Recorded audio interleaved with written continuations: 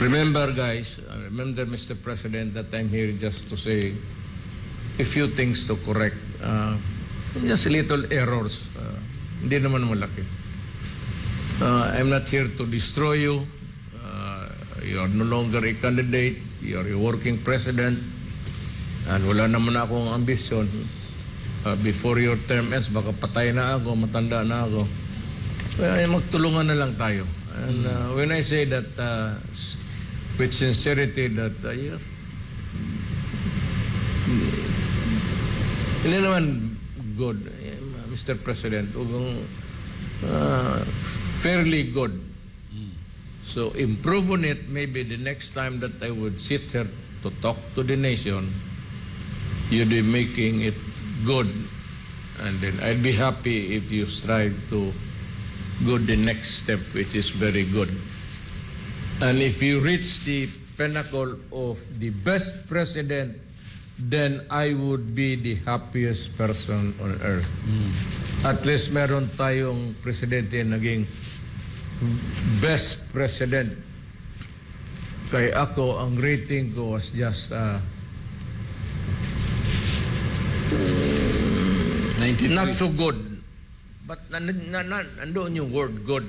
Patungkol po doon sa tugon sa masa survey results for the third quarter of this year na inilabas ng Okta Research fairly recently. Si Pangulong Bongbong Marcos po ay nakakuha ng 73% trust rating sa third quarter nitong taon mula sa previous rating of 75%.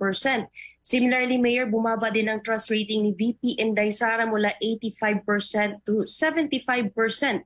Samantala, para naman kay House Speaker Martin Romualdez, tumaas ang trust rating from 54% to 60% in the same period.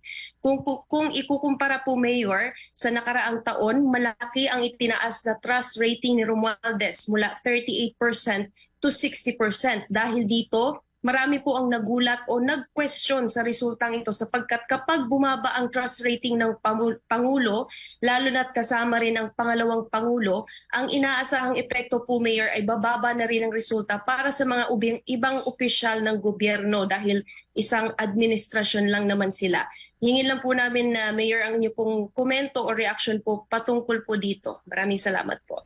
I am happy that they are improving on the ratings because it simply means that they're doing their job well, and the people's choices are there to so whether or not tama o mali yung ginagawa nila. Kung tumaas yung rating nila, except that if you siguro na hindi, especially for the president, most importantly the president. Kung tumaas yung rating, maligaya ako kasi wala naman tayong presidente walang iba. Si Marcos and he's good for 6 years. Pang ilan lang tayo ngayon. So if we begin to distrust him, even with the ratings that are there, which shows that they are fairly good or not good, doing fairly good. Hindi naman pwede ma-very good yan. Maligaya ako, not for them but for my country. Ibig sabihin, may nangyayari na maganda para sa bayan natin. And I'm happy that the President is improving on his rating, which means to say that he is really working hard on Congress and everybody. I should be happy. Being a former president, what takes the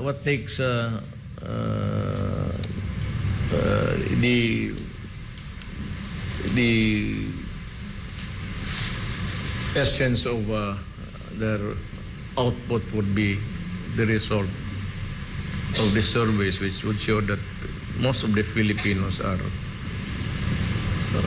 contented. Kisa naman maghirap tayo na wala nang puro na lang ano.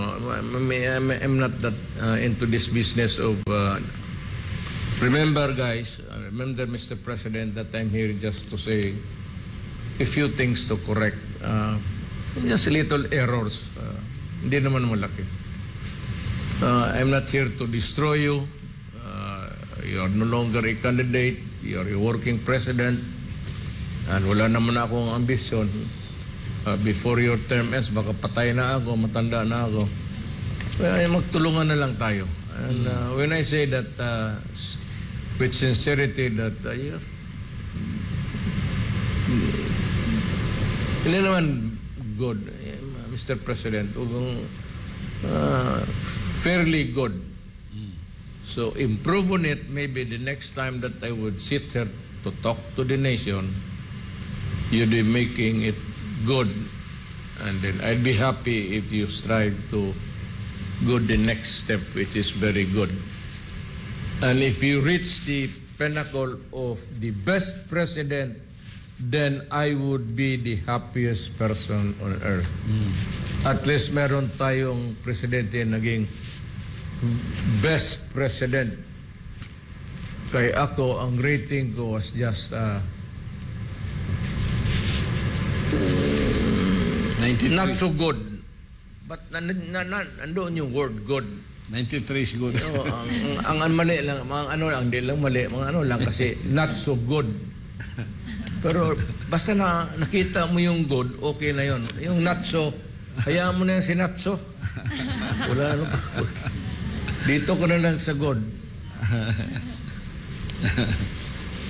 Well, maganda yung tugon ng ating Pangulo sapagkat he wishes the President the best in his presidency. Meron lab na tayong magtapos pero meron pang isang tanong, no? Si Senator Pimentel, si Kiko, Senate Minority Leader, push for zero intel funds for Office of the President. Sabi niya, alisin na lang ang intelligence funds ng Office of the President, Office of the Vice President, ibigay na lang daw sa may kinalaman sa intelligence gathering. Kasama na dito yung ibigay na lang sa Department of Foreign Affairs sapagkat ito ay may kinalaman sa national security. Ano masasabi po niyo, Mayor? Well, in that case, if you do away with the intelligence fund of the President, Vice President, and all, you might as well do away with everybody. Yeah. Pati yung mga mayors na. Then you would maybe suffer the consequences. Kasi yung market ng survey, iba yung market ng survey ng military, pati yung civilian. Hindi magkapareho yan. They do not really even approximate each other. When they say that yung military, the condition is good, this is factory, it does not reflect the whole truth.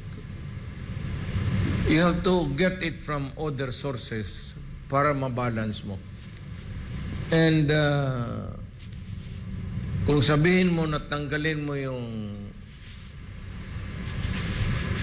intelligence fund, lalo na sa executive department, alam mo yung Congress lays down the policy. When the policy is there, produced by Congress, it is implemented. Ngayon yung implementation, it covers a lot of all aspects of governance. Things you must need to know before you act. That is intelligence fund. Things that you need to know before you say something, that is intelligence fund, especially in matters of national security. You cannot do away with it by just giving it to the military. I'm not saying that they cannot be trusted. But that is not the way how democracy works. The intelligence gathered by the military would be a far different thing gathered by the mayors and the administrators. Hindi mo pwedeng alisin yan. Because hindi nila lahat ng mga military magtanong doon, isusurvey nila, lalo ng kaharap nila military. Hindi magsasabi ng totoo yan. Kung kaibigan niya, ang barangay captain pala, isang komunista. Or, yung kapatid niya nandoon sa bukid. You know, you have to get the sources from all. Now, itong mga executives, mayors, governors, presidente, kailangan talaga nila. The vice president should know why. Because the president does not share the secrets of the intelligence gathered with the vice president. Kung mamatay bigla lang yung presidente, his heart will just stop suddenly. Makakandara pa itong vice president niya, hindi niya malaman kung ano ang sitwasyon.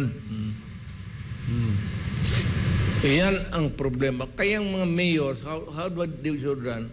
They must have not excessively given. Pero importante yung intelligence man. Ayawan ko, I've been mayor for 23 years. You think I could have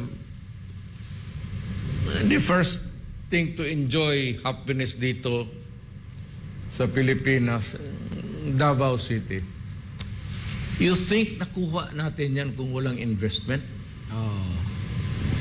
You think that we would be peaceful if I did not just buy information or buy out the person? O ito, umuwi ka na. Pumunta ka na, bumalik ka na sa inyo. Huwag ka nang umalik dito. Taga saan ka ba? Taga Samar, o sige, uwi ka na Samar, sa pamilya mo ito, magnegosyo ka na lang. Ganoon ang trabaho ng presidente, pati mayors and governor.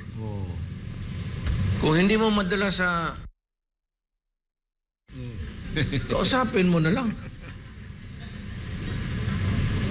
Lalo na kung may pamilya.